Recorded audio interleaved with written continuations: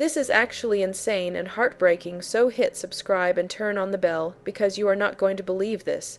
Eric Dane is gone at 53 after battling ALS, and I'm still trying to process it. Guys, 10 months, that's it. 10 months after he told the world he had ALS, and now we're talking about him in past tense. How is that even real? I mean, we all knew him as McSteamy from Gray's Anatomy, like the McSteamy, the confident, charming, messy heartthrob, and then boom, life flips in the most brutal way. He passed away on Thursday, and his family said it was after a courageous battle with ALS, and when I read that statement, wow, it hit different. He was only 53, that's so young. And the craziest part is he had just opened up about his diagnosis back in April 2025. Remember that interview where he said his first symptom was just weakness in his right hand? He literally thought he was texting too much. That's it, just texting too much, and then it got worse and worse. Can you imagine noticing something that small and it turning into something this big? But wait, I'm not done. By September, he was in a wheelchair at the airport in D.C.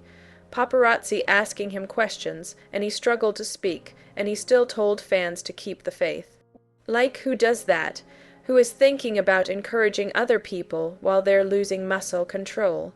Honestly, in my opinion, that says everything about his character, and then there's his family. Rebecca Gayheart withdrew their divorce filing right before he announced his diagnosis. They hadn't lived together for years, they were both dating other people, but when this happened, she stayed. She showed up, she even wrote about how their love wasn't romantic anymore, but it was family. That's powerful. That's complicated, that's real life, but here's another layer that just gives me chills. He actually played a firefighter diagnosed with ALS on Brilliant Minds. Like, what are the odds? You're acting out this storyline, and then you're living it. That's beyond surreal. And he still said in December that he wanted to keep acting. He said, I still have my brain and my speech. I'm willing to do just about anything. That line, it breaks me, and people, let's talk about how open he was. He became an advocate, he pushed for awareness, he worked with ALS organizations.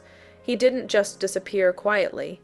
He used his platform. In my opinion, that's brave, like really brave. But wait, what about Euphoria? He was set to appear in the upcoming third season. Fans were excited. We were ready to see Cal Jacobs again. And now it feels different. Everything feels different. How fast can ALS move? How unfair is that? And how does someone go from red carpet premieres to struggling to hold a fork in less than a year? I'm asking because this is terrifying, and you know what gets me the most. He adored his fans. His family said he was grateful for all the love.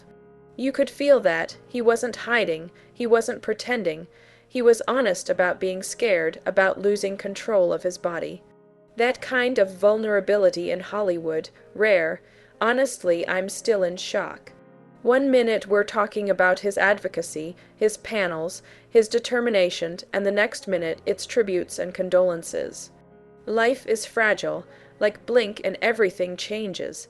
So what do you guys think about the way he handled his diagnosis so publicly? Did you grow up watching him on Gray's Anatomy too? And how are you feeling about this loss? Let me know in the comments, and please subscribe and turn on the bell so you don't miss the next update, because this one really hurt.